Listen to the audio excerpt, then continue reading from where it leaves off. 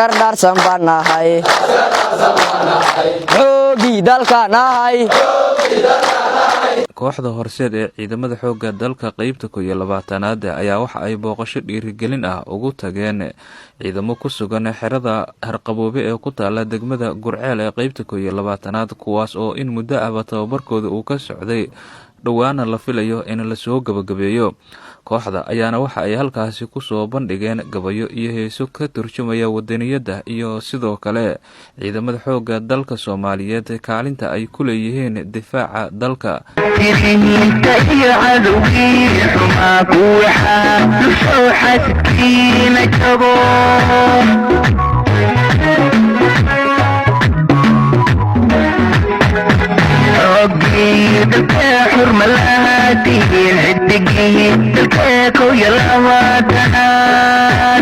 laba xidigle Maslax Xaashi Dhoore oo ka tirsan xafiiska madaxweynaha Soomaaliya isla markaana qayb ka ah macallimiinta tababarka halkaasi ka bixisa ayaa waxa uu uga mahad celiyay kooxda horseed sida ciidamada u guubaabiyeen. waxa uuna kula dardaarmay ciidamada halkaasi ku sugan in waanada iyo wacyigelinta loo soo jeediyay ay wax ku qaataan. xaqiiqatan waxaad moodaa inaan u baahnayn riwaayadaha ay sameeyeen iyo heesaha ay halka ka soo jeediyeen. galabta waxay noo ahayd galab ka duwan galbihii hore aan soo marnay. waxay ahayd galab ka farxad badan, galab ka moral badan. marka aan wejiyadiina eego aad bay moralkiinu u kacsan xaqiiqatan. waxaana ku mahadsan kooxda horseed qaybta 12aad xoogga dalka Soomaaliyeed. xoogga dalka Soomaaliyeed wuxuu u shaqeeyaa wuu isla shaqeeyaa. annagana waxaana looga baahan yahay adinka hadda waxaad ka tirsantihiin dugsiga tababarka Harqaboobe, laakiin waxaa la rabaa sida idin wacyi geliyeen waxyaabo badan heesuhu ay runtii ay maaragtay maxaa la yidhahdaa ka turjumayeen inaad ogaataan inaad halkan keligiin inaad nahayn, laakiin inaad leedihiin saaxiibo kale oo ciidanka xoogga dalka Soomaaliyeed ah jooga gobollada kale ee waddanku uu leeyahay.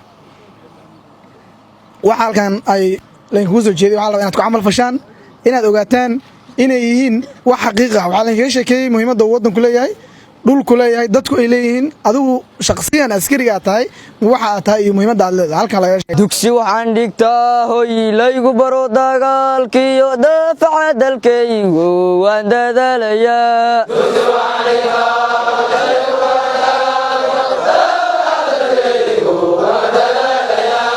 diidi mayno daali mayno meesha dareerna waa inay dunto.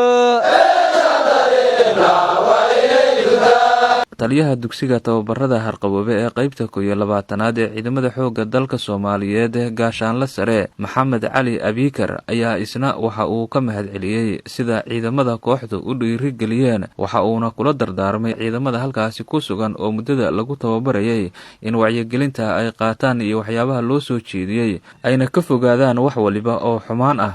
galabta meeshaan wax badan ayaa ka dhacay oo wanaag badan ma garateen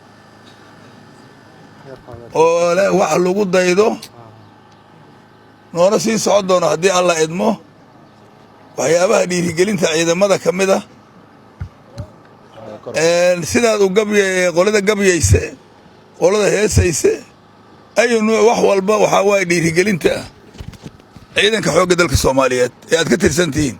kooxdana waxaan leenahay wanaagsan oo wanaagsan oo wanaagsan wax fiican oon la soo koobi karin ay niyadayna ku beereen. aadaan ugu hambalyahaynaa kooxda horseed ee qaybta 12aad. soo saas maahan dhaqaajiya dhiiga dhalinyaradoy shabaabka dhulkiina ka soo dhacsadoy adoo dhimanaya dhulkaagana jooga maxaad uga dhuuman nin dhoof laga keenay warooy hubka qaata holciya cadowgiina waxaad indhistaan baallaadka heshoone. ciidamadan oo ka tirsan qaybta 12aad ayaa tababarka loo soo xiri doonaa dhowaan maadaama in muddo ah halkaasi uu uga soconayay kuwa oo ku jira xerada tababarada Harqaboobe ee ku taala degmada Gurceel. Maxamed Cabdi Maxamed, warbaahinta qaranka, Dhuuso Mareeb.